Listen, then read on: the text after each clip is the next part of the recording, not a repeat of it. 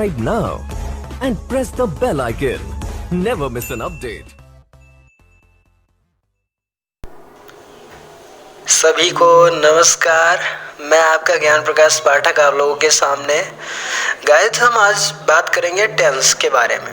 Tense कितने प्रकार के होते हैं, how many type of tense, और टेंस किसे कहते हैं, टेंस के फीचर्स क्या क्या हैं, और उसमें वर्ब जो है वो क्या जनरेट करती है, कैसे जनरेट करती है, सारी चीज़ों को हम केयरफुली जो है देखेंगे।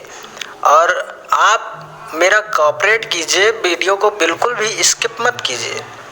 कोऑपरेट करेंगे, चीज़ें रिलेट हुई आपको नज़र आएंगी, चीज़ें जुड़ी हुई आपको नज़र आएंगी। और मैं ये वादे के साथ कह सकता हूँ कि यदि आप इस चैनल को स्किप नहीं करेंगे, इस वीडियो को इस चैनल पर बने रहेंगे, तो आपको मैं बेसिक से टॉप क्लास पर पहुँचा दूँगा। ये आपके ज्ञान प्रकाश पाठक का वादा है। सो बने रहे हमारे चैनल के साथ और देखते रहे प्रकाश यूट्यूब चैनल को। आइए गाइस, स्टार्ट करते हैं।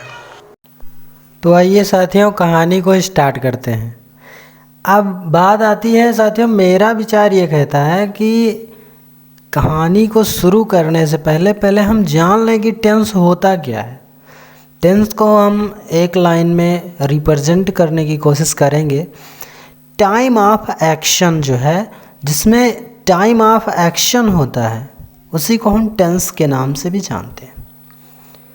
और इसमें वर्ब का B form, B1, B2, B3, B1 में यस या ES और B1 प्लस ING फॉर्म को ऐड करते हैं। तो टेंस हमारा कितने प्रकार का होता है, how many type of tense. Tense जो है हमारा, टाइम ऑफ एक्शन जो है हमारा, वो 2 टाइप का होता है, जिसमें टाइम का बोध होता है। होता तो ऐसे किताबी भाषा में मतलब 3 टाइप के होते हैं टेंस, और फ्यूचर में कोई टाइम का बोध नहीं होता है। उसे हम बस यूं ही पढ़ते चले आ रहे हैं, जो मुझे किताब पढ़ा रही है। ओके, लेकिन हम टेंस के अकॉर्डिंग, टाइम के अकॉर्डिंग फ्यूचर को नहीं पढ़ सकते। फ्यूचर एक टेंस तो है ही, माना जाता चला आया है, तो उसको तो हम मानेंगे ही। तो आइए, पहला पार्ट है आपका प्रेजेंट, दूसरा है पास्ट, और तीसरा हम समय का वो हिस्सा जिसे हम टाइम ना कहकर फिर भी उसको मान लेते हैं, उसे फ्यूचर कहते हैं। ओके, तो प्रेजेंट में क्या होता है कि हम एक्सपीरियंस कर रहे होते हैं, और पास्ट में क्या होता है कि हम एक्सपीरियंस्ड मतलब कर चुके हैं। एक्सपीरियंस जो है वो हम कर चुके हैं। और टेंस हमारे कितने प्रकार के होते हैं, इंडेफिनिट टेंस, जिसमें हम B1 या B1 में यस या ES को ऐड करते हैं, या B2 फॉर्म का प्रयोग करते हैं। और कंटिन्यूअस की बात करें तो B1 प्लस ING मतलब वर्ब के फर्स्ट फॉर्म में ING फॉर्म का प्रयोग करते हैं। और परफेक्ट की बात करें तो परफेक्ट में B3 मतलब वर्ब की थर्ड फॉर्म का प्रयोग करते हैं। और परफेक्ट कंटिन्यूअस में हम बीन प्लस B1 वर्ब की फर्स्ट फॉर्म में ING का प्रयोग करते हैं। तो यहाँ तक क्लियर है ना। आइए हम आप लोगों को प्राइमरी वर्ब्स के बारे में, मैंने कहा था ना कि ये जो है वर्ब कैसे अपना जो है जनरेट करती है, एक्शन कैसे जनरेट होता है, मतलब ये क्यों प्रयोग करते हैं कि मतलब हम लोग आज तक रटते चले आ रहे हैं कि इसके साथ डस लगेगा, इसके साथ डू लगेगा, इसके साथ डेड लगेगा। नहीं, आपको रटना नहीं है। ये कहाँ से आया, कहाँ से उत्पन्न हुआ और क्यों लिया जाता है, सारी चर्चाएं होंगी। फिलहाल वीडियो को स्किप मत करें। तो जो हम do, did, done, is, am, are, was, were, been, had, been, have कुछ भी पढ़ते हैं, इनको हम प्राइमरी वर्ब्स के नाम से जानते हैं।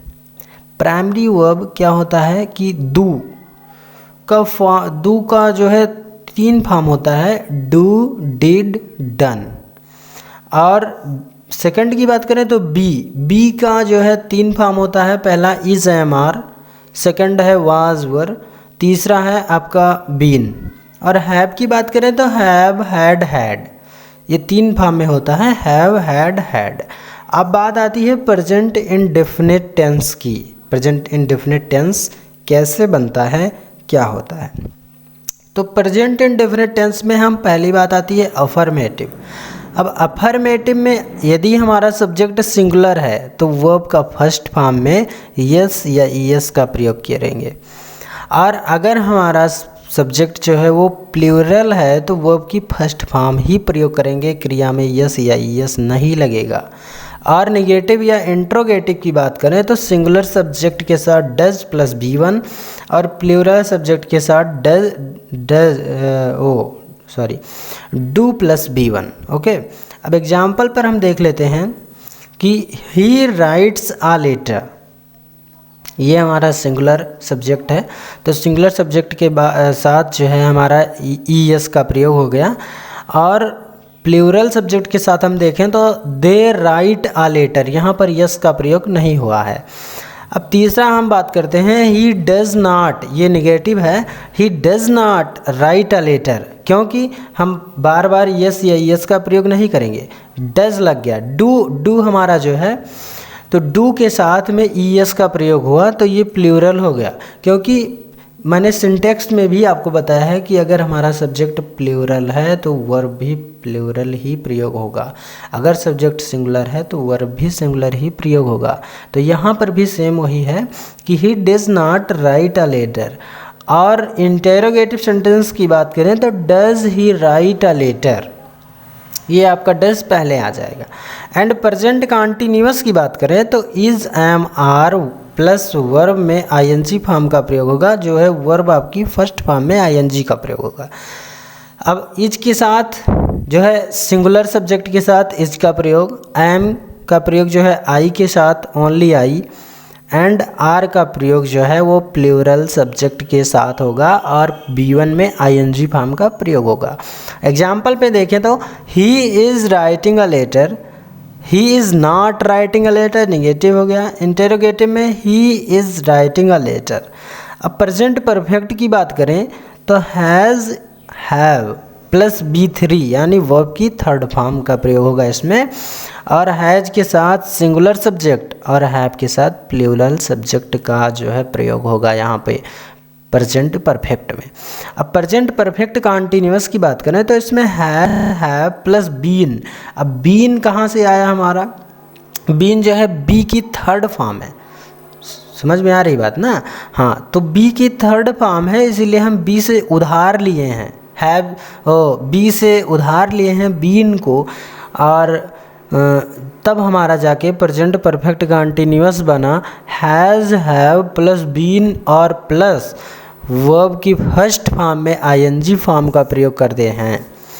अब हम जान लें पास्ट इंडेफिनिट टेंस को, तो अफर्मेटिव, इसमें जो है अफर्मेटिव के साथ में जब अफर्मेटिव मतलब सेंटेंस हम बनाएंगे तो उसमें हम B2 का ओनली ऑन B2 का वर्ब की थर्ड फॉर्म का प्रयोग करेंगे, और नेगेटिव और इंट्रोगेटिव में डिड के साथ B1 क्रिया की फर्स्ट फॉर्म का प्रयोग करेंगे। Okay, is my point clear? तो यहाँ तक बात समझ में आती है ना। अब पास्ट कंटीन्यूअस की बात करें तो इसमें was were plus B1 plus ING, तो वाज के साथ मतलब सिंगुलर सब्जेक्ट के साथ जो है वाज का प्रयोग, एंड प्लूरल सब्जेक्ट के साथ हमारा वर का प्रयोग होगा, और वर्ब की फर्स्ट फॉर्म में आईएनजी फॉर्म का प्रयोग होगा। अब पास्ट परफेक्ट की बात करें तो हैड प्लस B3, हैड लगेगा इसमें। हैड कहाँ से लिया हमने, हैव से लिया उधार, और जब उधार लेकर आए हम तो बना दिया पास्ट परफेक्ट टेंस को। तो हैड प्लस B3 वर्ब की थर्ड फॉर्म का प्रयोग होगा। और पास्ट परफेक्ट कंटीन्यूअस की बात करें तो उसमें had plus been plus B1 plus ING का प्रयोग, मतलब वर्ब की फर्स्ट फॉर्म में आईएनजी का प्रयोग होगा, और हैड के साथ में बीन जो है वो क्या कहते हैं उसे, पार्टिकल, जो बी है हमारा वो पार्टिकल है। Is my point clear?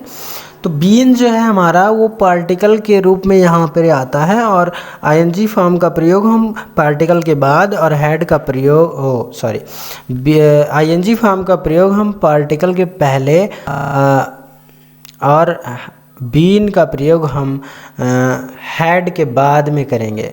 Okay, और फ्यूचर इंडेफिनिट की बात करें, अब आता है हमारा फ्यूचर टेंस, जो मैंने अभी बताया था कि इसे एक प्रकार से मान लिया जाता है ये समय का वो हिस्सा होता है जिसे हम टाइम नहीं कहते। तो फ्यूचर इंडेफिनिट की बात करें तो इसमें बिल या सेल, बिल सेल के साथ में B1 लगता है वर्ब की फर्स्ट फॉर्म।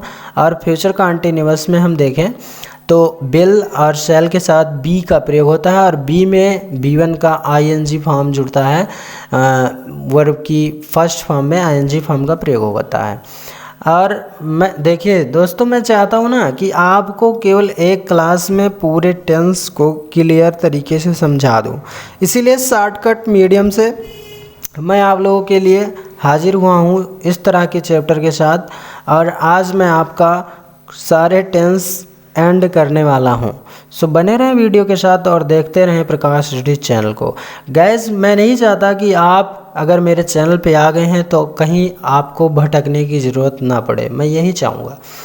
और एग्जाम्पल मैं इसलिए नहीं करा पा रहा हूँ क्योंकि एग्जाम्पल तो आप खुद ही कर सकते हैं। पहले नियम मैं बता दूँ आपको, कैसे जो है वर्ब में एक्शन जनरेट होता है और टाइम ऑफ एक्शन क्या होता है, सब चीज़ें क्लियर होती हैं।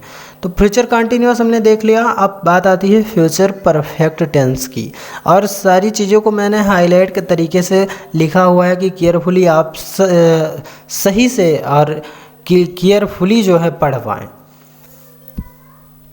तो फ्यूचर परफेक्ट की बात करें तो इसमें बिल और सेल के साथ में हैव प्लस B3 वर्ब की थर्ड फॉर्म का प्रयोग करते हैं। और फ्यूचर परफेक्ट कंटिन्यूअस की बात करें तो इसमें बिल और सेल एंड प्लस हैव के साथ में been plus B1 plus ING form का प्रयोग करते हैं। B1 का मतलब हो गया कि वर्ब की फर्स्ट फॉर्म में ING फॉर्म का प्रयोग करते हैं, हैव के साथ बीन का प्रयोग करते हैं। अब हम यहाँ पर राइट साइड में देखें, ऊपर की तरफ टॉप पेज पे देखें, राइट टॉप में देखें तो verb according used in tense, मतलब क्रिया के अनुसार जो है, मतलब टेंस में जो क्रियाएं यूज़ की गई हैं वो किस प्रकार से हैं। प्राइमरी वर्ब के माध्यम से मैंने यहाँ पर रिवाइज करने की समरी बताने की कोशिश की है। सो आप समझे, प्रेजेंट इंडेफिनिट, पास्ट इंडेफिनिट। तो प्रेजेंट इंडेफिनिट में डू की फर्स्ट फॉर्म, डू की जो है क्रियाएं हैं वो जो फॉर्म है, तो प्रेजेंट इंडेफिनिट में डज और डू का प्रयोग, पास्ट इंडेफिनिट में डिड का प्रयोग। एंड बी जो हमारा आता है वो past continuous, present continuous. Past continuous में वाज और वर का प्रयोग और प्रेजेंट कंटिन्यूअस में इज एम आर का प्रयोग। और प्रेजेंट परफेक्ट में और पास्ट परफेक्ट में हम प्रेजेंट परफेक्ट में हैज़ हैव और पास्ट परफेक्ट में हैड का प्रयोग करते हैं। तो आई होप गाइस आप लोगों को सारे टेंस केयरफुली समझ में आ गए होंगे। और वीडियो ज़्यादा लंबी ना हो इसीलिए हम अपने वीडियो को यहीं पर क्लोज करते हैं। अगर मेरी वीडियो अच्छी लगी हो तो लाइक कीजिए और हमारे चैनल को सब्सक्राइब कीजिए, क्योंकि यही हमारे मेहनत का फल होता है। धन्यवाद for giving me your time. Thanks for watching my video carefully. I hope you all understand. Okay, bye bye.